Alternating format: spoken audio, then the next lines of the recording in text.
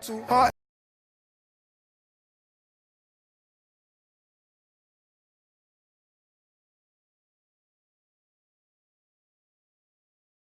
Now, both of us obviously black guys.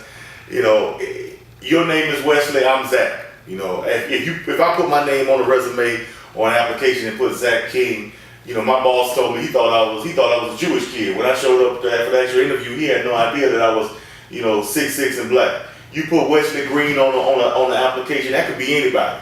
What do you think, or what's your take? And of course, it's freedom of. That's the beautiful part about being in America. You can name your kid whatever you want to name. True. Kanye West proved that in Northwest, right? But do you feel personally that as a minority, especially a black minority, why make it hard on yourself by putting a name on that resume or naming your child something that they're gonna have to live with? For example, I have a friend that's a teacher. She got 3 Keishas spelled 3 different ways.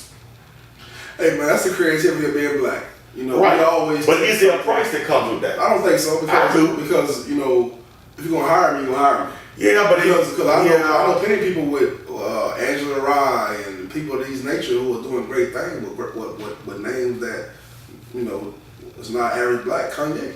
We can say what we want to say about him, but his name rang bells regardless of the situation. Whatever he do, it's still gonna do well. And then you have, different ethnicity with other messed up names that come over here. Well, no, I get that too. I'm just saying, your name Wesley, I'm named Zach, so we've never had to go through that. I never have been in the schoolyard where somebody, automatically knew. My name wasn't Marquise or DeAndre or something. I never had to go with any type of preconceived notion, but just by looking at my name, you automatically assume I'm this, and this. So, yeah, but name let me say you something. If you judge somebody by their name in 2019, we have an issue.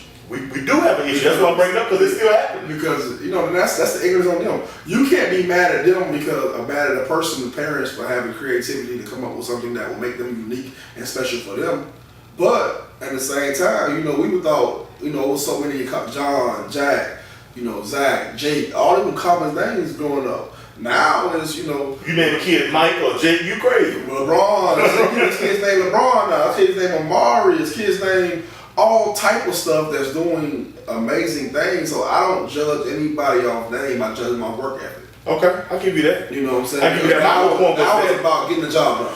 Right. My whole point was before I can even show you my work ethic. If my name is Leandre, you already have in your mind who that person is or what that person should look like or who that person identifies with. Yes, I may be a great worker, but now I got to prove that to you on top of proving to you I'm not like your typical Leandre that you had in your mind. So, not to say anything against that person, but that's what I'm getting for the feedback from when I go to my wife's job and talk to my white boss. When I told him my name was Zach King, and we joked about it, he said, "Man, I thought you was a Jewish kid. I never met a black Zach other than Zach Randolph." I mean, right, so. But let me just hear.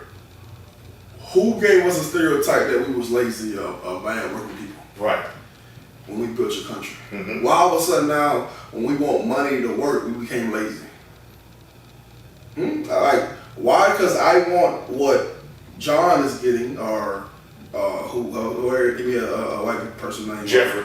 Just what Jeffrey's getting, because I want what they have. Right. Now all of a sudden, I gotta have all these, qualifications. I get it. When my job has been doing better than yours. Let's really be honest. Let's really be honest now. Let's really be honest. Barack Obama. That's back to wait. The one of the most creative names you probably never heard as president. Right. There wasn't no Abraham, wasn't no John, and wasn't no George. You can't name me a better president that came into the situation he came into and made it better. Name me one. You can't. But see, what we give him a hard time is, he should have did it for black people. He couldn't be a black president. He had to be everybody president. See, the problem that you have right now with Donald Trump, he's only being a white president, and you're upset with him. So now he's hurting white people. Now he's not just white people anymore. Now it's fuck him as a president now. Right. Because he's hurting white people, black people, and other ethnicities. You see how this works? Mm-hmm. So your name don't have nothing to do with your character. Right. You can have the best name in the world. What does that mean about your character? Nothing. My point exactly. Okay, I'm just asking you. I'm just you saying. gotta look at it on both sides. I'm just saying. So when you have your kids, I mean, are you even thinking that along those lines? I mean, your name is Wesley. Are you going to have a Keisha? Or? No, my kid gonna name after me and my grandma Johnson. Okay, all right. So it's different for me because that's personal for me because right. I know who my grandmother was and how great she was as a person. But you know, if I didn't have a grandma Johnson, then of course I wouldn't mind my wife or my girlfriend coming up with some creative name. But it's gonna make sense that it's gonna be, you know, valuable for what I stand for, what I believe in. Completely. And so if I want, like, if I want to go out truth, if my wife would allow me, I would name my child Meru of Tupac. Mm-hmm. That's how much, you know what I'm saying. That culture influenced you. I influenced me. So, right. You know, so names carry weight. I'm not arguing about that. But I don't think that in 2019 we should be getting judged on what we name our kids. All right. So you're gonna crank it up a little bit. You brought up a great point. You talk about your wife or your future wife. When do you feel black women will start to date outside of their race? Hey, listen. And I know that's your preference.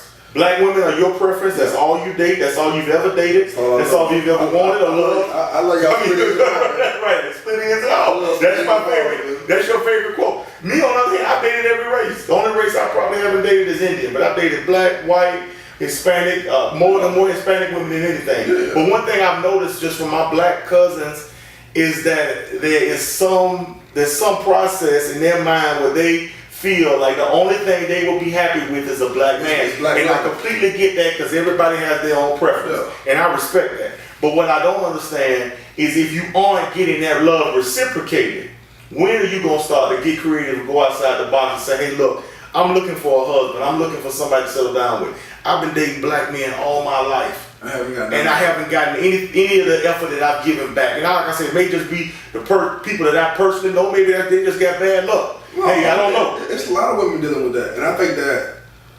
What is it? I think that black women... I don't even know how to... I don't want to... Put it, call it, because I'm confused. Black women are the most loving and nurturing people in the United States of America, maybe the world. And what I mean by that is that they have given us chance and chance and chance. Tell me about my mama. My mama was with my daddy for 12 years before she figured out, like, hey, I got to move on. And she's 67, still looking for a black man. Yeah. So I'm just like... There's no love like black love, bro. I don't know how to put it. I can't explain it to anybody. But is it really love if you keep getting shorter than the stick? Because you get shorter than the stick don't mean love ain't for you. But love could be in another ethnicity. But most black women, most men don't, outside of your race, won't get black women. Okay, so let's be more specific. This is what I've got. The feedback I've gotten, because I asked. And I had church service with about 10 of my cousins. This is the feedback I got. And it varied depending on the type of black father they had. But the feedback I got was, number one, the physical attraction. They feel like nobody can satisfy them sexually or physically like a black man. The part B of that is, even if a white man could, let's just pick a white man for example, they don't want a white man over them. They feel like in a dominant role, they don't want to have a white man over them. Maybe they're saying the same thing. Hey baby, what's for dinner? If it's come from a black man, come from a white man, it's a totally different reality. It's the simplest question. Hey, what time is it? I never thought about it. If you're a white man, you get cussed out, and if you're a black man, you get chance after chance after chance. I never thought about it like that. But you know, like I said, you gotta respect their opinion about it. Well, I do. And I don't think we can ever find an answer towards that because I think that black women are gonna love black men regardless of situation. You know, that's why I tell you all the time, you won't see Kim Kardashian on the front line when a motherfucker getting shot.